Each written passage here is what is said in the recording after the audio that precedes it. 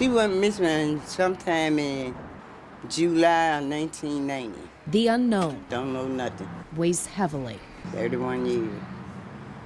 That's how long it's been since Vicki Weddington saw her sister, Zena Jones. So.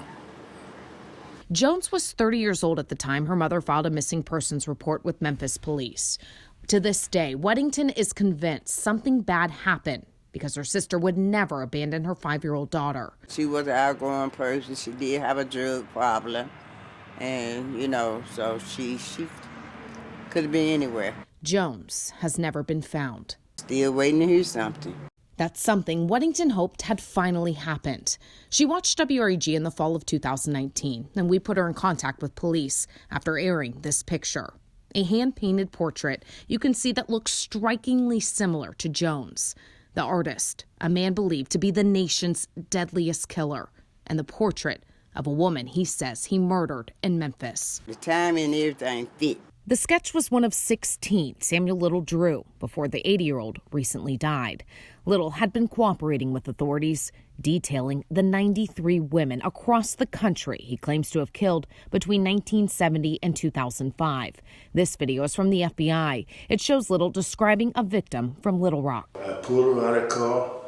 She's too big for me to carry her, so I just pulled her out of the car and laid on that trash that was lit there. The FBI believes Little's confessions are credible. We wanted to go down there and hear what he had to say and see if we could possibly identify the victim. In 2018, Paul Hagerman with the Shelby County District Attorney's Office and 2 Memphis police cold case detectives met with Little at a prison in Texas. And he talked about the crime he'd committed in Memphis. Little confessed to them that sometime between the mid-1980s and 90s, he met a woman on Crump. They engaged in talk of prostitution. He then strangled her, set her in the backseat of his car, drove her across the bridge on the Arkansas side, and put her body into the Mississippi River.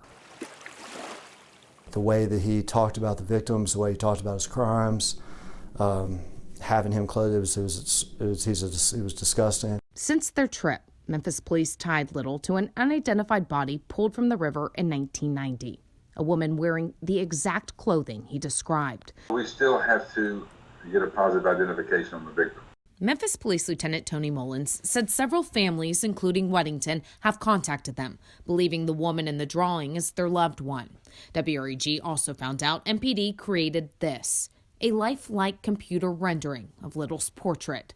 They hope it will get even more people to come forward with possible victims, so they can swab a group of families for DNA, hopefully linking one to the body pulled from the river. So you mentioned DNA, so there is some kind of DNA where you would be able to match the person. Correct. There is DNA from the original crime scene. We've ordered and received some kits from North Texas State University, where they do a lot of the missing persons testing for us. Mullins says detectives gained momentum in the case, but retirements and the pandemic slowed things down. I would like to have everything we need within the next 6 months. As of today, the FBI said it's confirmed nearly 60 of Little's victims. He preyed upon people who were homeless, who were desperate, who lived a transient sort of lifestyle, whose family members were used to missing them for a period of time. Well, I think about it every day. 3 years ago, Weddington and her family had a memorial for Jones, hoping it would bring some kind of peace. But still in my heart,